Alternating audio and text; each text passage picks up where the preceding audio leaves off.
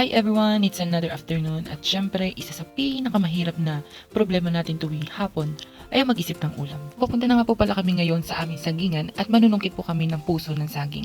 Ay, sana all may puso. Narito na nga po pala kami ngayon sa aming sagingan at nakakita nga po agad ako ng puso ng saging. Sinungkit ko na nga agad at kamunti ka pang matama ng aking cameraman. Sayang, may bukol sana pa. Uy, wag ganun.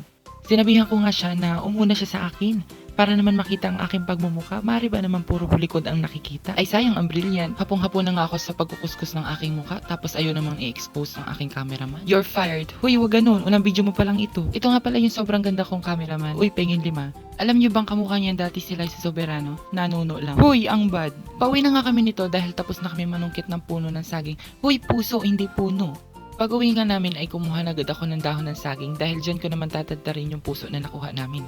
Hinati ko na nga yung puso ng saging vertically perpendicular to its grain. Huy, hindi ka na nagre-review, hindi timber yan.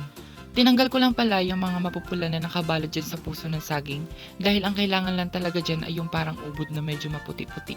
Pagkatapos kong ngambaltan ay ginayat ko na siya into smaller pieces na magpapass through sa sieve number 4. Hoy, hindi lupa yan. Kapag nga pala ako nagagayat ng puso ng saging ay hindi ko na isinasama yung pinakang ulo dahil wala lang, gusto ko lang. Ang gagawin ko nga pala ng luto dito ay tortang puso. So hindi ko na nilagay yung puso dahil nilamas ko na siya sa may asin para matanggal yung mga dagta. Nilagyan ko nga pala to ng harina, konting crispy fry. Ay medyo madami pala. 5 tray na itlog. Hoy, napakadami. Gamit nga ang aming maitim na sandok ay hinalo ko siya ng 5 hours. Hoy, ang tagal. Idinagdag ko na nga pala yung ginayat kong sibuyas at bawang. Tapos dinagdagan ko nga pala ng itlog dahil parang kulang yung 5 tray kong itlog na nilagay. Nilagyan ko nga pala ng asin, paminta, tsaka magic para mas masarap. Sana all masarap. Hinalo-halo ko nga ulit ito para pumantay yung lasa bago natin iluto. Pagkatapos kong haluin ng 10 taon, hoy napakatagal, ay pinainit ko na rin itong aming maitim na kawali. Hoy, bakit lahat ay maitim? After nga uminit ng kawali ay nilagyan ko na ng gasolina. Hoy, hindi gasolina, mantika. Inintay ko nga lang palang uminit yung mantika at inilagay ko na rin itong itotorta kong puso. So naglagay lang ako ng kakasya dun sa kawali para mabilis ding maluto.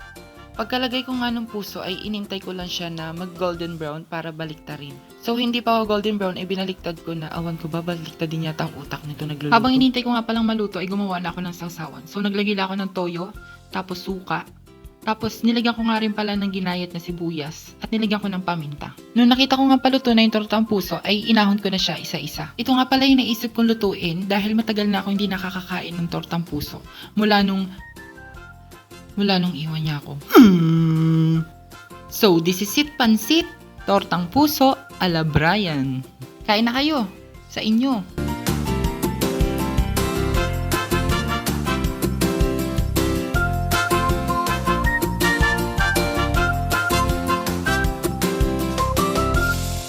Thank you for watching.